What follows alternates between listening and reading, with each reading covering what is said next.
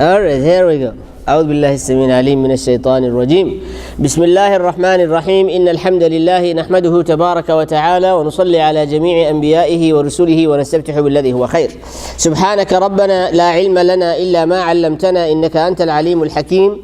ربنا آتنا من لدنك رحمة وهيئ لنا من أمرنا رشدا.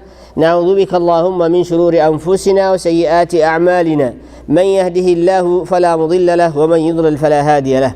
ونشهد أن لا إله إلا الله وحده لا شريك له ونشهد أن محمدا عبده ورسوله صلى الله وسلم عليه وعلى آله وصحبه. أما بعد. السلام عليكم ورحمة الله تعالى وبركاته. All praise are due to Allah who made us Muslims and has given us life, well, iman, protection, and also enabled us to come here at this time to one purpose. It is only to look into His book and dig for some more guidance. So we ask Allah subhanahu wa ta'ala to guide us in this session and all sessions and every aspect of our life. Make us among those who are attached to the Quran and protected by the Quran from the punishments of Allah in the hereafter.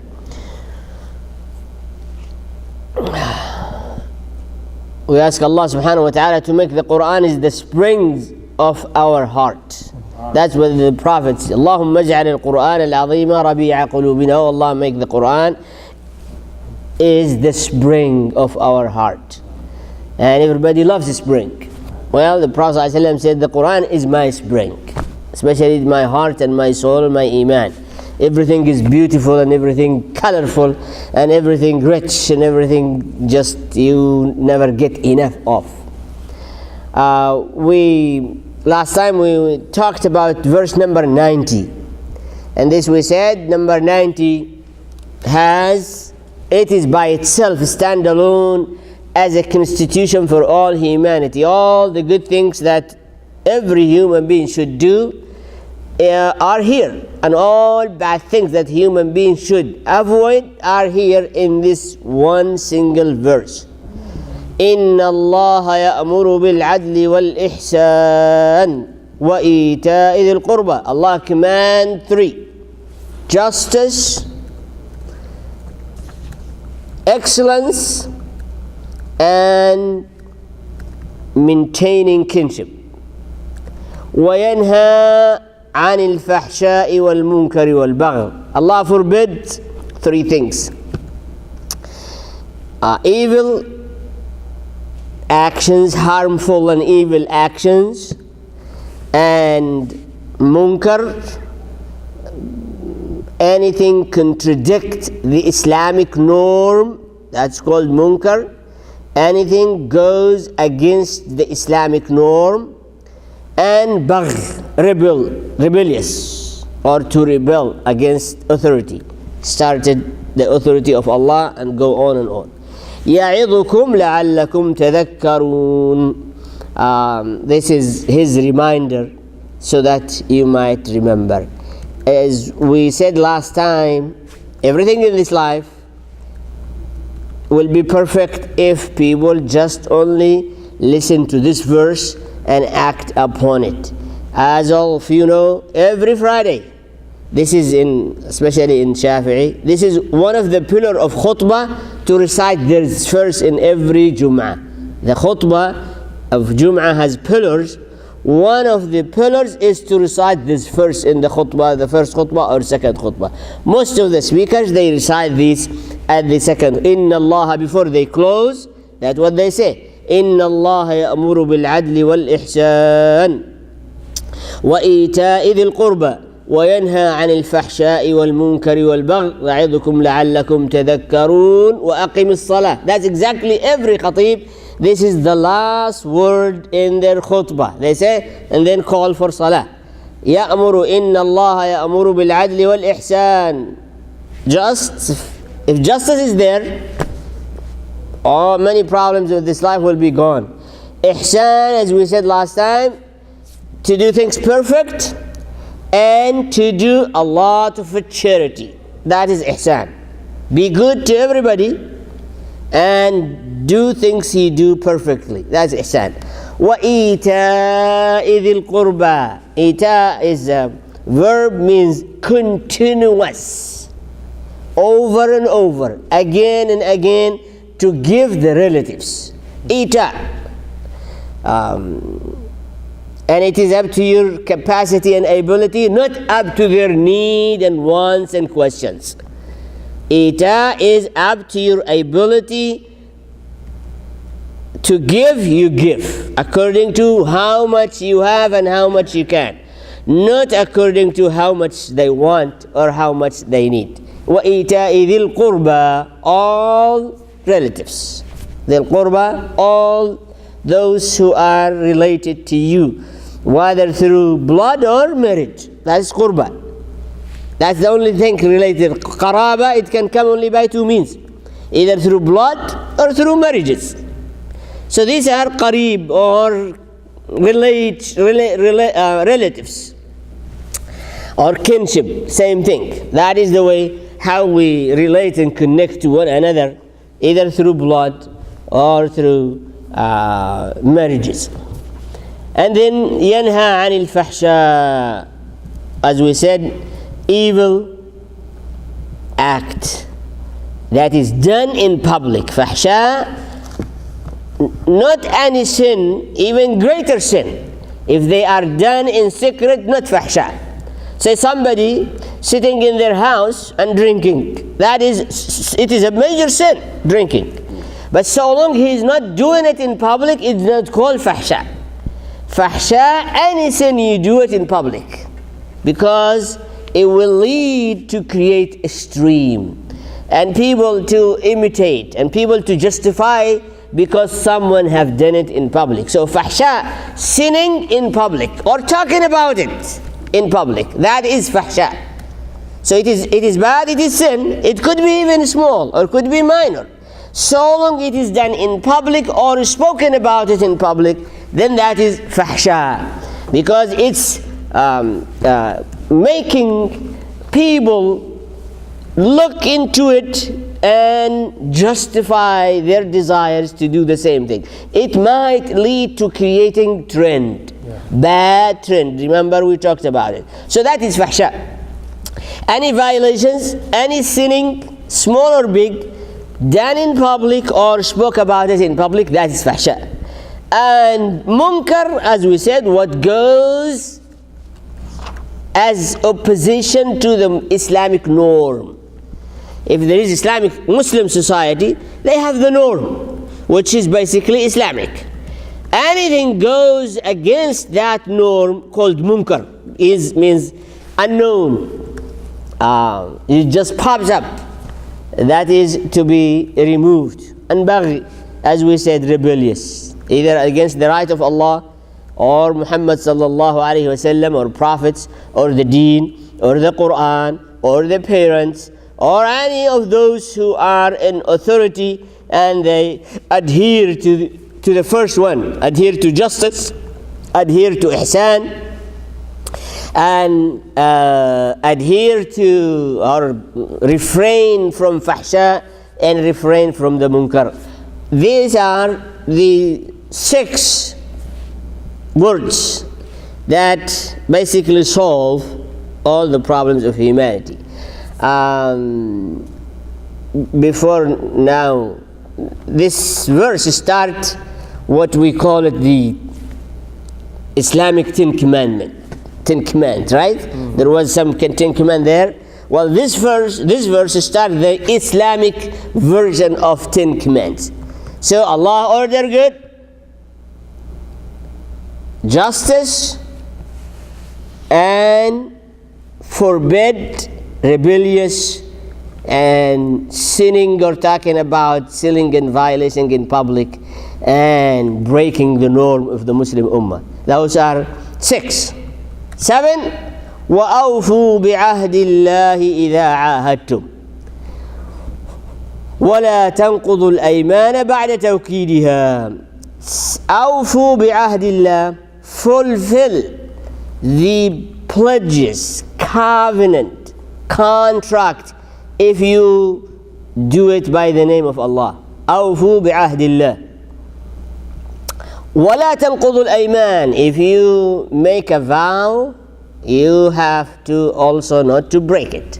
This is بعد توكيدها confirm. وقد جعلتم الله عليكم كفيلا إن الله يعلم وأنتم لا تعلمون. 6 6 7 8 9.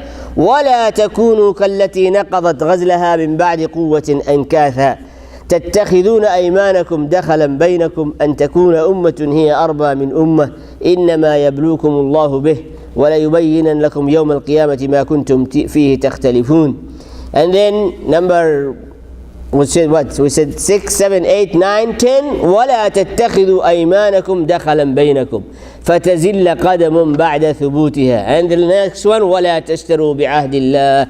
So these are 10 commands from Allah. There is another similar to that in Surah Al-Isra. We'll come to it. And there are 15 orders of Allah coming in sequence. And there is one in Surah Al-An'am, also almost 10 or 11. They are not repeated. So the 10 commandments is something, rules Allah has firmly ordered or forbid. That's what's command. Something Allah firmly, clearly, straightforward has forbid or ordered. We said this is are here in Surah Nahl 10.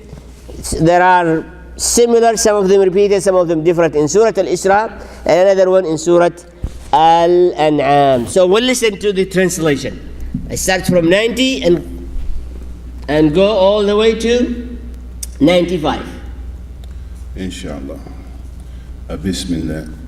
Verily, Allah Ta'ala enjoins al-adl, justice, and al-insan, to be patient performing your duties to Allah, totally for Allah's sake, and in accordance with the Sunnah, and with the Sunnah, legal ways of the Prophet in a perfect manner, and giving help to your kith and kin. All that Allah has ordered you to give them, wealth, visiting, looking after them, or any other kind of help, and forbids al-fasha, all evil deeds, al-munkar. And Allah Ta'ala also says, disbelief, every kind in regards to al-munkar, and al-baghi, all kinds of oppression or disobedience. He admonishes you that you may take heed. So these are how many? 6. 3 order, 3 forbidden. Okay, number 7. And fulfill the covenant of Allah Ta'ala, bay'ah, the pledge for Islam, when you have coveted it, and break not the oaths after you have confirmed them. Number 8, and have not to break your oath. Your oath. Well, that's number 8. And indeed, you have appointed Allah as your surety. Verily, Allah knows what you do. And be not like her who undoes. That's number 9. And be not like her who undoes the thread after which she has spun, after it has become strong, by taking your oath as a means of deception among yourselves. Lest a nation should be more numerous than another nation, Allah only tests you by this: who obeys Allah and fulfills Allah's covenant, and who obeys Allah and breaks Allah's covenant. And on the day of resurrection, Allah will certainly make clear to you that wherein you used to differ. A believer confesses and believes in the oneness of Allah and in the prophethood of the Prophet Muhammad sallallahu alaihi wasallam, which the he already said 10. Don't take your covenant. Don't take your covenant. Number 94. And make not your oath. Right, that is number 9. And make not your oath as a means of deception among yourselves, lest a foot should slip after being firmly planted, and you may have to taste the evil of having hindered men from the path of Allah. And yours will be a great torment. That's 94. Yeah, and 95? And purchase not a small gain. Okay, so that is 11 here they are. Okay, we'll go ahead. And purchase not a small gain at the cost of Allah's covenant. Verily what is with Allah is better for you if you did but know. Yeah, this is the last verse is just closing statement for these 11 commands. All right, ma indakum yanfad, which is 96. Whatever is with you will be exhausted, and whatever is with Allah of good deeds will remain. And those who are patient, we will certainly pay them a reward in proportion to the best of what they used to do. Okay, so we'll go through these, inshallah. As we said, there are 10 either forbidden or ordered by Allah subhanahu wa ta'ala. We already went through the 6, number 90. يا إن الله يأمر بالعدل والإحسان وإيتاء ذي القربى وينهى عن الفحشاء والمنكر والبغي. These are 6. لعلكم تذكرون. Number 7. وأوفوا بعهد الله إذا عاهدتم. If you make a pledge, covenant, it is Islamically to fulfill it. Whatever paper you sign, it is a covenant and you have to fulfill it. Whether it is a contract or a promise or agreement or approval, anything that you say, this is my word, or I am committed to this, that is a covenant that you're supposed to fulfill it regardless of what the other end does. So there is no excuse for Muslims not to fulfill their covenants, their pledges. We applied for visa and there is a covenant under there. Say, read and sign, that is a covenant. You apply for car, you apply for rent, you apply for all these papers, apply for a job, you sign a contract for apartment. All of these you are supposed to fulfill regardless what the other side does, because it was your free choice to sign on it and to get engaged and involved on it. Nobody forced you. So once you did it, you cannot for any reason create excuses and then break it. That is, he said, you consider it as you have given your pledge to Allah. That's why he called it bi'ahdillah. You didn't pledge to Allah, but you pledged to other human beings that this is your commitment. Consider it as if you have pledged that to Allah and you need to fulfill it. The other one is crookedness, the other one is disbeliever, the other one is a cheater, the other one is committing all the wrongs. It's not your responsibility. Your responsibility is this paper that you have signed. Your covenant, your contract, your signature, your promise, your commitment, this is your responsibility. And you have to stand firmly on it regardless what is the behavior of other people, whether involved or not in that contract. أوفوا بعهد الله. And basically, whatever you commit for, you must consider it as if you have made your commitment with Allah. And there is no options except to fulfill it. And there are many other ayat praising those who fulfill their covenant, their commitments. And actually this was the main problem of the children of Israel. And it is usually difficult. When you sign a contract or you pledge or you make a commitment, you find it difficult to fulfill it. And most of the time you find ways around it, to break it, to nullify it, to do something else. Allah subhanahu wa ta'ala said, so long you made your word, you signed it freely, and you agreed to it, you committed to it, you must just do it. That is number 7. وَأَوْفُوا بِعَهْدِ اللَّهِ إِذَا عَاهَدتُّمْ. You are not obliged, you are not forced. It's you have chosen to do that pledge, you better fulfill it. As we said, those formal contracts, say we said, from visa, from job, renting, card, whatever leases, whatever contract, agreement, commitment, pledge, promise that you made, this is between you and Allah, and you are required. It is fard. It is not something sunnah. It is required, an obligation. You fulfill it, regardless what the people do around you. That is number 7. Number 8, ولا تنقضوا الأيمان بعد توكيدها وقد جعلتم الله عليكم كفيلا إن الله يعلم ما تفعلون. If you make oath or a vow, you have to fulfill it, and Allah said don't break it. Actually he said تنقض, نقض, like there are many forms of naqd. Say this structure is there. If someone wants to break it down, to smash it, that's called naqd. Come to the fountain, to the places and have something to break it and crash it down, that is called naqd. So your vow or your oath is just like a well-standing structure. Once you break it, it's just like you force it to collapse, which make no meaning.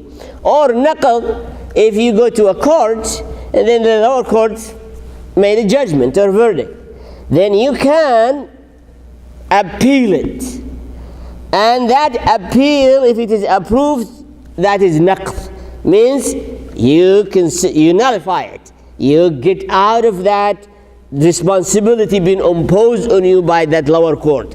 You go to another court, and or you are forgiven by someone else. So that is called naqd. Something was well done. It's a court order. That's it. Nobody can say right or left. So if you break it through legal way, that is called naqd. So the naqd is well known in the society in many places, but here naqd, something you made, like as we said, you swear, you vow, you made an oath. Once you done it, you cannot just let this building or the structure to collapse. تنقض الأيمان بعد توكيدها means you have said it firmly. Now, as you know, we always say wallah, wallah, wallah, wallah, wallah, right? That is not the yameen, because this is not confirmed. Confirmed means you meant it and you said it on the right way. And the right way in Arabic, what? There are conditions for the oath or for the vow or to be considered legal and Islamically obligation. To use only either wallahi, wa billahi, wa tallahi. Only 3 forms. You say wallah, wallahi. If you don't say wallahi, it's not going to be correct. Say you get married and then they give you the proposal, I will marry this and so on, the dowry and so on and so on, and then you come to fulfill your vow, you say accepted, mean this proposal accepted. If you don't say accepted is okay, I agree, it's not going to be valid. It got to be specific word, that it got to be there. You say accepted in front of the witness. So that is the same thing. So you say wallahi, you can say al-azim, wallahi I did so, wallahi I will do so. That is a covenant, valid legally and Islamically must to be fulfilled. That is ayman, and that is confirmed yameen. The one that we say wallah la wallah ma qult wallah wallah wallah, this are not a confirmed yameen, and it's not yameen, as it's just lagh al hadith, and it has no value into it. But Allah said don't do that even too. That is number 7, 8. قد جعلتم الله عليكم كفيلا ولا تكونوا كالتي نقضت غزلها من بعد قوة أنكاثا تتخذون أيمانكم دخلا بينكم أن تكون أمة هي أربى من أمة. Now this number 92 and 93. It has many implications in it.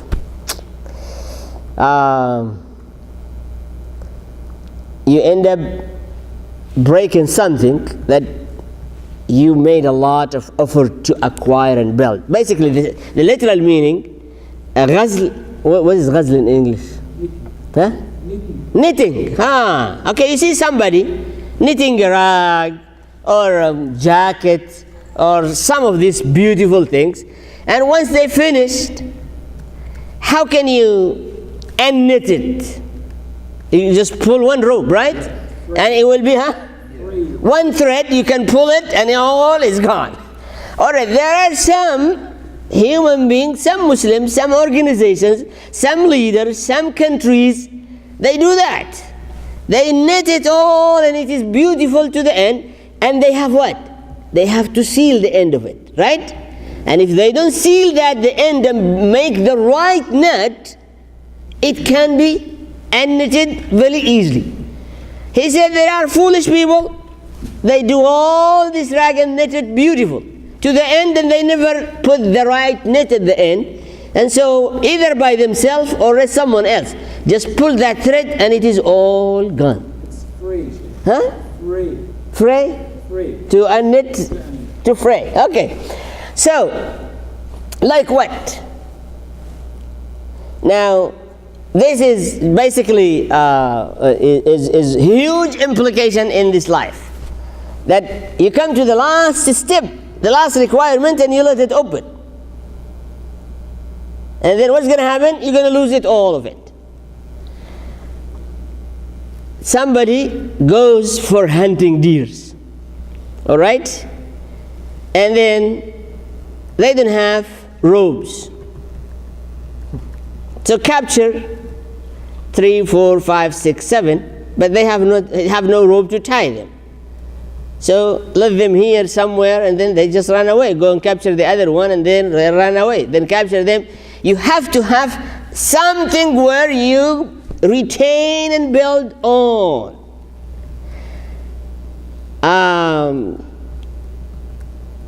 Say you do a good deed. You made Hajj, and then you come back and do something real foolish sin.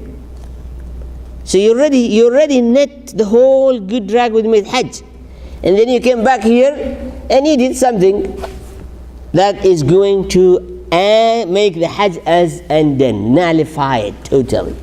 That is one example. The other examples is they talk about the leaders, where they make a policy, a strategy, a pledge, a treaty, and then they do not enforce it. Well, instead of that treaty to be a security and strength, it will become just as if it was not there, or a source of threat. That is in regard to the political issues. But for us, whatever you make effort, make sure you finish it to the end and you preserve it and protect it.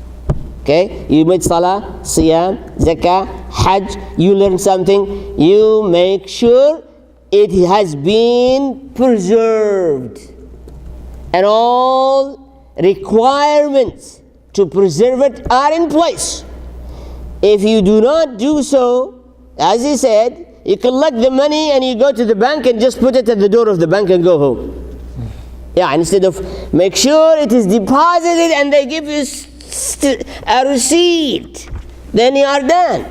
Now you take it there and just put it at the door and leave. Then that is not going to be, basically you have done nothing. You have whatever you collected is going to be lost. So in many issues, that is what we do. Like you commit hypocrisy or show off, say after salah or after some good things you did, that is going to nullify it. And basically the most important one is showing off, and shirk is going to nullify. You know what is nullify? Make it as if it didn't happen.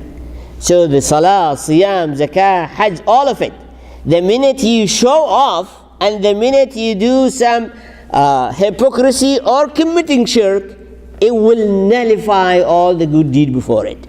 Say, as I said, Hajj, it cost me a lot, time and effort. But I come back to show off, to commit hypocrisy or shirk, all that been nullified. I was forgiven all my sin. I was brand new human being, free of sin. By showing off, as I said, committing hypocrisy or shirk with Allah, it's all vanished as if it was not done. That is the verse from 92 to 93. Basically, you earn something, protect it. And the good things to protect it is stay with sincerity. Stay with connection to Allah. Avoid showing off. Avoid hypocrisy, because that might lead to nullify all your good deeds. So listen to it again, 92, 93 and on. Go ahead. 93 onward, 92 and 3. inshallah. And be not like the one who undoes the thread, the knitting, which she has spun, put together, after it has become strong, by taking your oath as a means of deception among yourselves. Lest a nation should be more numerous than another nation. Allah only tests you by this: who obeys Allah, fulfills Allah's covenant; who disobeys Allah and breaks Allah's covenant. On the day of resurrection, Allah will certainly make clear to you that wherein you used to differ. A believer confesses and believes in the oneness of Allah and in the prophethood of the Prophet Muhammad, which the disbelievers deny. That is their difference amongst them in the life of this world. And had Allah willed, Allah could have made you all one nation. But Allah sends astray whom Allah wills and guides whom Allah wills, but you should certainly be called to account for what you used to do. For example, there was an incident in the history that there was a treaty between some tribes and the Muslims. And then after a while, the Muslims felt they are strong and they have too much people. So some hypocrites said, well, we are not supposed to abide by this treaty. We are strong, we have big number, we can crush them. Allah said, this is how you made the net, and now you're gonna just undo it. Treaty is treaty. You are big or small. They are bigger than you or smaller than you. It's a treaty, means a treaty. Get to fulfill it according to its terms and instructions, regardless of the changes that it happened to you. And here said two reasons most of the time people get to this nullifying their deed. Either I come to you and I deceive you by swearing. Because what is swearing? If you say wallahi, what I supposed to? To believe in you, to trust you, to think this is true. But if you are deceiving, that is how you have made the net and then you undone it. Because you are not really, I build on that word from you. Where you say wallahi, I build on it. But only to discover that you are deceiving. As if really what I consider something done is not done. So دَخَلًا بَيْنَكُمْ, the best way or mean to undone that net is the deceiving oath or a vow. People trust you and depend on it, build on it, go on beyond it, and you discover they are really not into it. You are only deceiving. That is دَخَلًا. Or as we said, the conditions, you become stronger, in no need, then you break that covenant and you don't listen to what you have done. That's the commitment. So Muslims supposed to stick with whatever they committed for, and if they make oath, treaty, it means truly, absolutely. No way around it whatsoever. It's clear, you agreed to it, it got to go on regardless of all other conditions. And definitely if they're cheating in it, say like selling and buying. You sold me this car, and according to our understanding, it's so and so, has this kind of quality and status.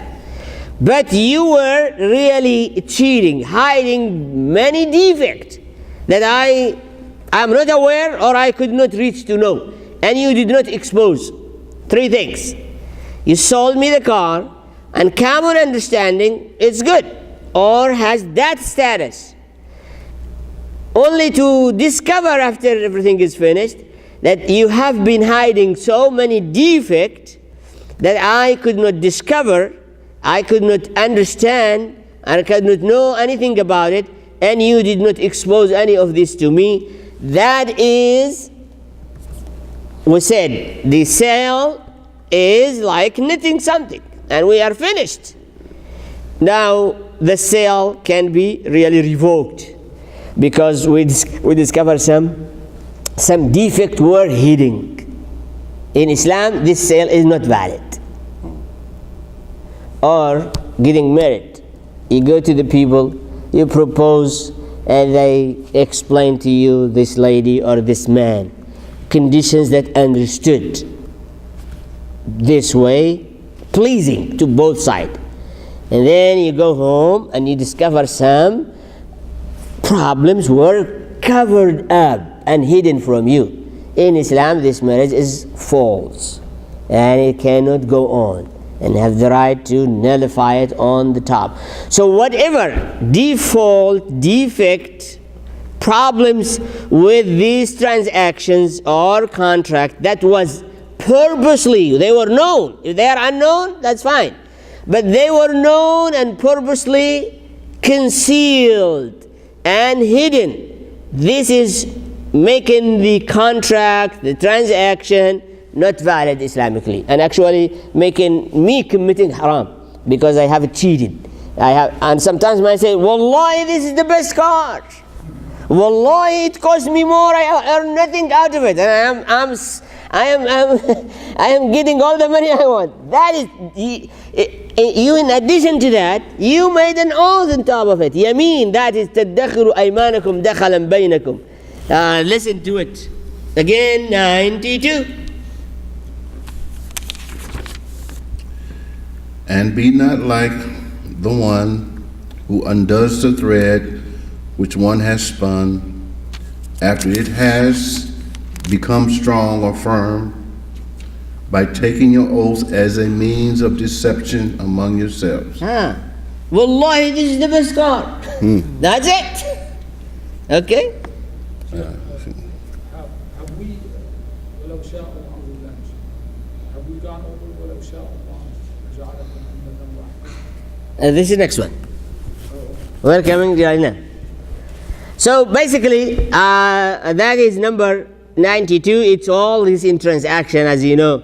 Cheating, deceiving, concealing is not allowed in Islam. Islamically, to transaction, you have to expose all faults. Or you say as is. And if they don't want, they can go and examine it. But you tell them, I guarantee nothing out of it. Maybe I don't know. Or I know. This is being sold as is, you are free to examine. That is different story. So it's my fault I didn't examine. Now if the seller really not aware of the problem, then that is fine. But if they are aware, and as I said, not just aware, they purposely concealed it. Not only that, they confirmed with Wallahi. That is, Allah said, that is no. Okay? And that is one of the 10 commandments.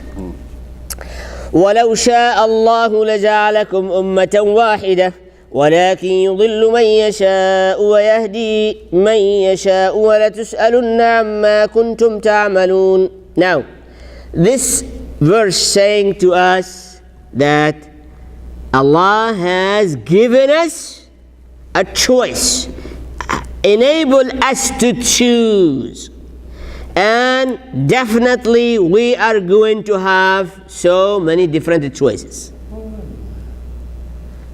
It's not His fault. He made us able to choose. Like as we blaming Him, you made us able to choose, so we choose different, so we are differs and divided. Because this group has chosen that way, and this group has chosen that way. So as if it is the fault of Allah that He made us able to choose, so divided us. Because we made so many different choices. Allah said, if He give you this, you got to be responsible. Where to make the right choices. And even if you make the right choices different than other ones, it should not ever, never be a reason for rift, rivalry, fight, and rage and anger, and go beyond that. So, Sheikh, you have just, I'm sorry, but you have just answered the question I was going to ask.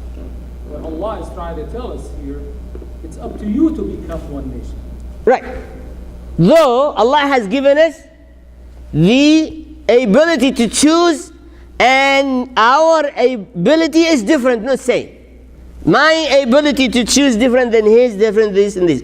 Don't use this gift as a mean to say Allah has divided us. No, Allah has given you ability to choose different, but still stay together. Has given you the power, but it should also, you should be able to stay together if you want to. So really, if you read this, Allah is asking us to become one. Right. Right, but what is our excuse? That Allah made us different ability and understanding, and that's why we are divided. Now, those choices are many, but the main one here is about him.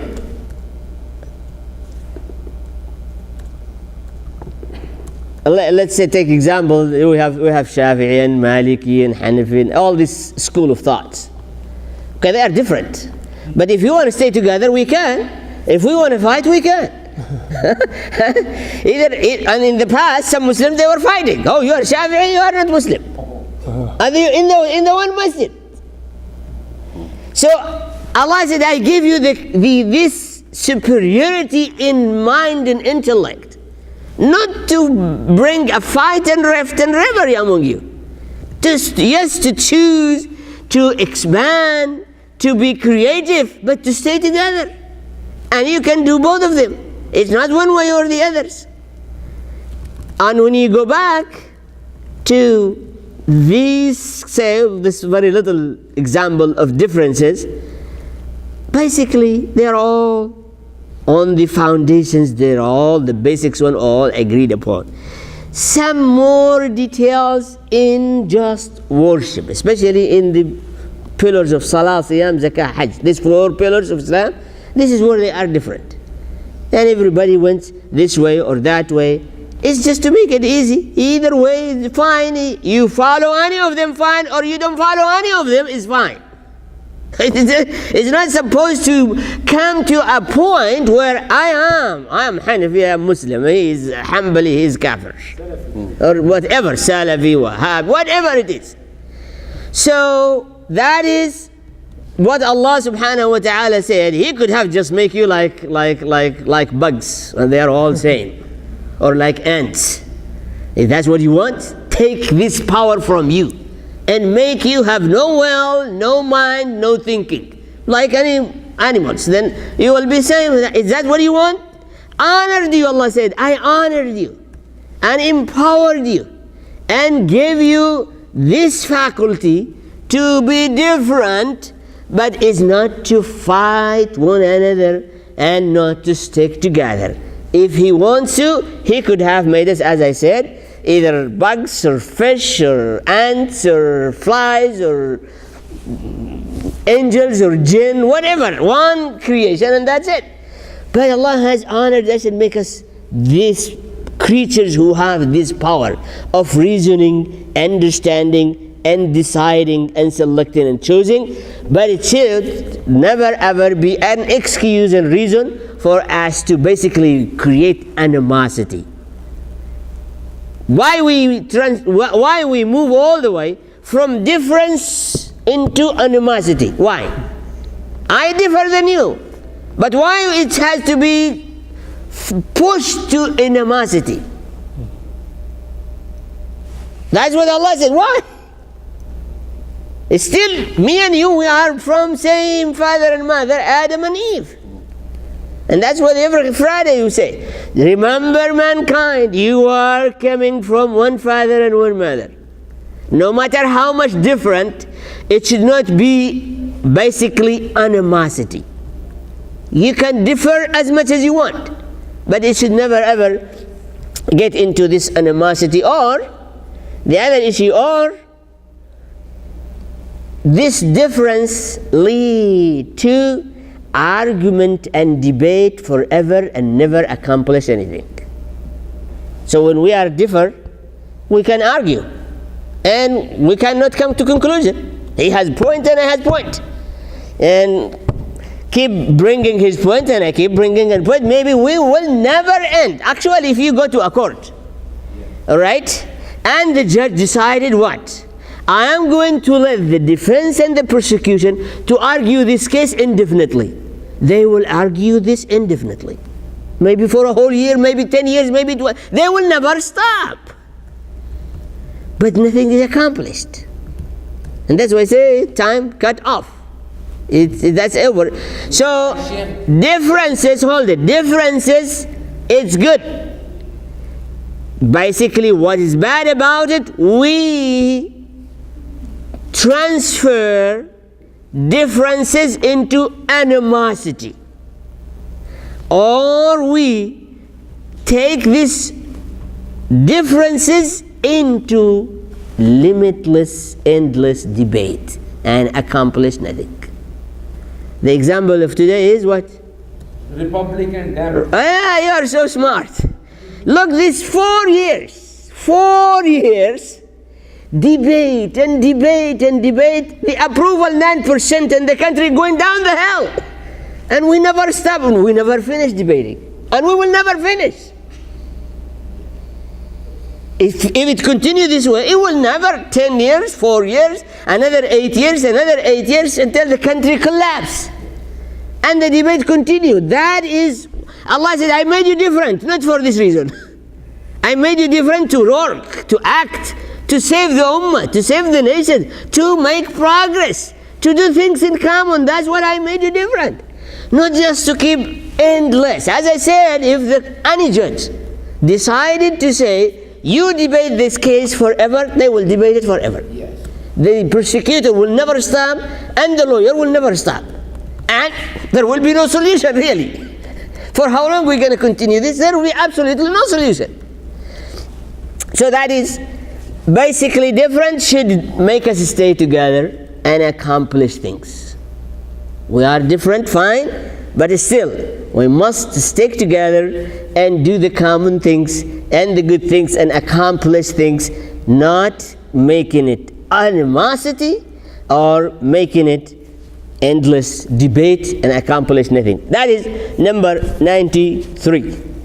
And then we said number 10, وَلَا تَتَّخِذُوا أَيْمَانَكُمْ دَخَلًا بَيْنَكُمْ فَتَزِلَّ قَدَمٌ بَعْدَ ثُبُوتِهَا وَتَذُوقُوا السُّوءَ بِمَا صَدَدتُّمْ عَنْ سَبِيلِ اللَّهِ وَلَكُمْ عَذَابٌ عَظِيمٌ. If we listen to the translation again, 94.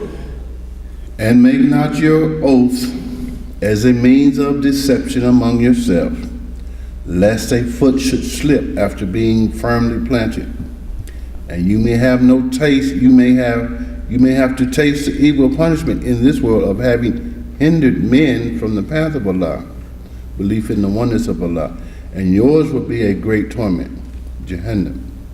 The example, let's take, you remember when the Prophet ﷺ in Mecca was basically cornered by Quraysh, and after coming from Ta'if, he has no way to continue the message nor to go anywhere. Basically these two problems come together. He has no way to convey message in Mecca because Abu Lahab become the chief. He will never let him open his mouth, and on top of that